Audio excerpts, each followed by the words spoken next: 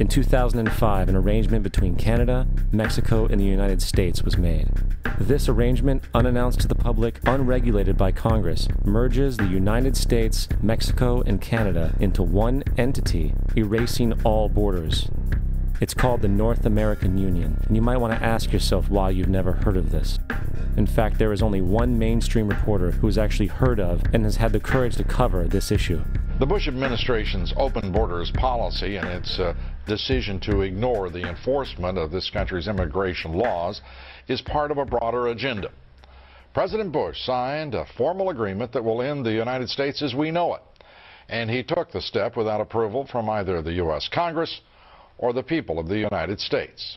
It's a deal that few have even heard of. It's being done again by very few people at the very top on behalf of the investment class, but the working class of people, political officials across our country, from communities, from cities and so forth, they don't know anything about this. This isn't some trade agreement. It is a total removal of sovereignty from these countries, which will also result in a completely new currency called the Amero. Fall. Apart from that, I think one thing people who are dollar-based need to focus on is the Amero. That's the one thing that nobody's talking about that I think is going to have a big impact on everybody's life in Canada, the U.S., and Mexico. The Amero is the proposed new currency for the North American community, which is being developed right now between Canada, the U.S., and Mexico to make a borderless community, much like the EU, and the dollar, Canadian dollar, U.S. dollar, and the Mexican peso replaced by the Amero. By default of this agreement, the American Constitution will eventually be obsolete. You would think that a situation like this would be on the cover of every major newspaper. That is until you realize that the people who are behind this movement are the same people behind the mainstream media, and you are not told what you're not supposed to know. The North American Union is the same concept as the European Union, the African Union, and the soon-to-be Asian Union, and the same people are behind all of them. And, when the time is right, the North American Union, the European Union, the African Union, and the Asian Union will be merged together, forming the final stages of a plan these men have been working on for over 60 years. A one-world government.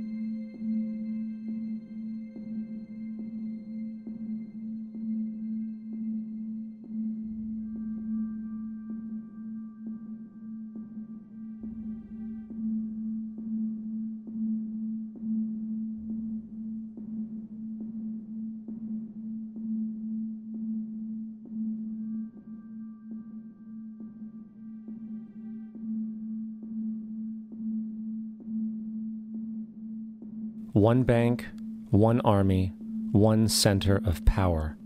And if we have learned anything from history, it is that power corrupts, and absolute power corrupts absolutely.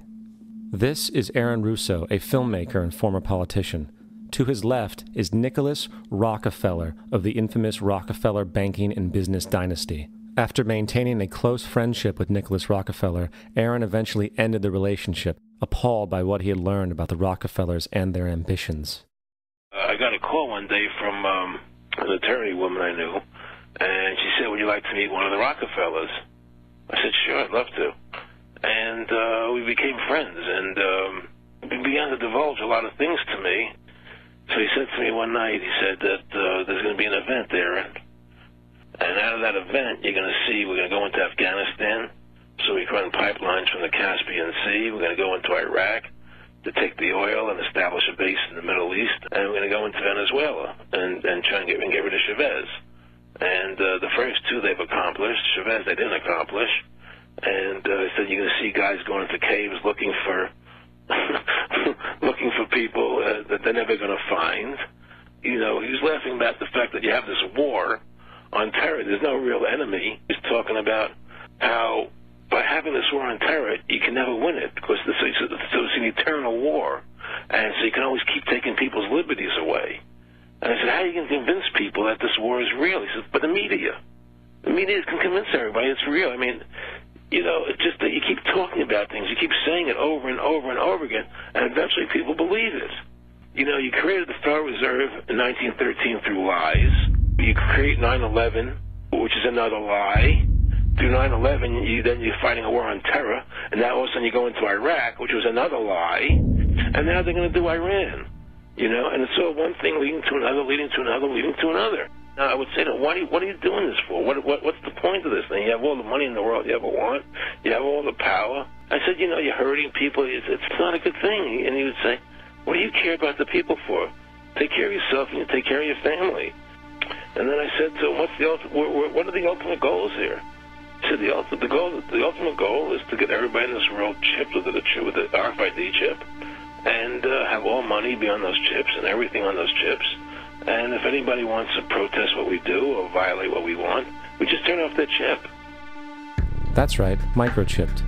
In 2005, Congress, under the pretense of immigration control and the so-called War on Terrorism, passed the Real ID Act, under which it is projected by May 2008, you will be required to carry around a federal identification card, which includes on it a scannable barcode with your personal information.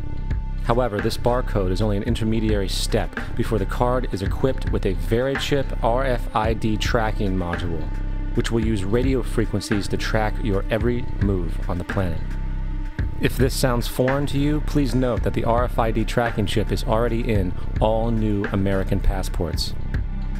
And the final step is the implanted chip, which many people have already been manipulated into accepting under different pretenses. We have a Florida family who are really pioneers in a brave new world. They have volunteered to be the first ever to have microchip identification devices implanted into their body. After 9/11, I was really concerned with the security of my family. I wouldn't mind having something planted permanently in my arm that would identify me. In the end, everybody will be locked into a monitored control grid where every single action you perform is documented. And if you get out of line, they can just turn off your chip, for at that point in time, every single aspect of society will revolve around interactions with the chips. This is the picture that is painted for the future if you open your eyes to see it. A centralized one-world economy where everyone's moves and everyone's transactions are tracked and monitored, all rights removed. The most incredible aspect of all. These totalitarian elements will not be forced upon the people. The people will demand them. For the social manipulation of society through the generation of fear and division has completely detached humans from their sense of power and reality. A process which has been going on for centuries, if not millennia. Religion, patriotism, race, wealth, class, and every other form of arbitrary, separatist identification and thus conceit has served to create a controlled population, utterly malleable in the hands of the few. Divide and conquer is the motto, and as long as people continue to see themselves as separate from everything else, they lend themselves to being completely enslaved. The men behind the curtain know this, and they also know that if people ever realize the truth of their relationship to nature and the truth of their personal power, the entire manufactured zeitgeist they prey upon will collapse like a house of cards.